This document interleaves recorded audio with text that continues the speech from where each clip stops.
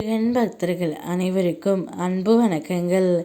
என் அன்பு குழந்தையே, நீ நினைத்த ஒன்று இப்போது வேறு விதமாக உருவாகி கொண்டு இருக்கின்றது.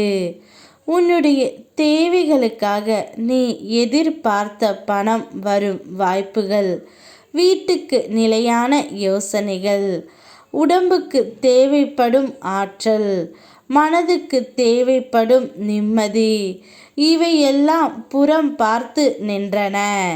இப்போது உன்னிடம் வர ஆரம்பிக்கின்றன தங்கமே. நீ நினைத்தது அனைத்துமே இப்போது வேறு விதமாக உனக்கு இரட்டிப்பாக வரப்போகின்றது. நீ நினைத்ததை விட அது பன்மடங்கு உனக்கு தரப்போகின்றது. உனக்காக ஒரு புதிய பாதையை நான் திறந்துவிட்டேன். தாமதமானதாக இருக்கலாம், ஆனால் நிலையானது. இனிமேல் நம்பிக்கையை மட்டும் விட்டு விடாதே தங்கமே. அதுதான் இந்த புண்ணிய பலன்களை உனக்காக நல்லது செய்ய வருகின்றது.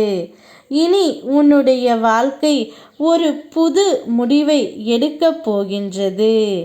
நீ என்ன நினைத்தாலும், நீ என்ன வேண்டினாலும் அது உனக்கு இப்பொழுது இந்த காலகட்டத்தில் நடக்கப் போகின்றது.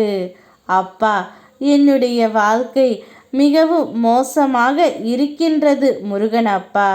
நான் எது வேண்டினாலும் நீங்கள் எனக்கு கொடுப்பீர்கள் என்று சொல்கிறீர்கள், ஆனால் கொடுக்கவே இல்லை. நான் அப்பொழுதும் இப்பொழுதும் கஷ்டப்பட்டுத்தான் இருக்கின்றேன் என்று நீ என்னிடம் கூறுகின்றாய் தங்கமே. கவலைப்படாதே. நீ வாழ்கின்ற பாதை சுலபமானது இல்லை என்று எனக்கு நன்றாகவே தெரியும். இருந்தும் பயப்படாதே. நான் உனக்காக தேர்ந்தெடுத்த சிறந்த பாதை இது. நீ ஒவ்வொரு தடையை கடக்கும் போதும் என் துணை அங்கே இருக்கும்.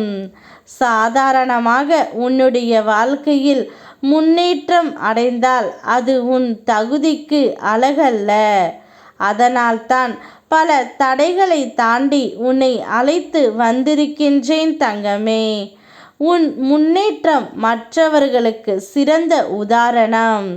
நீ உன் அப்பன் முருகனால் தேர்ந்தெடுக்கப்பட்ட உயர்ந்த பிள்ளை.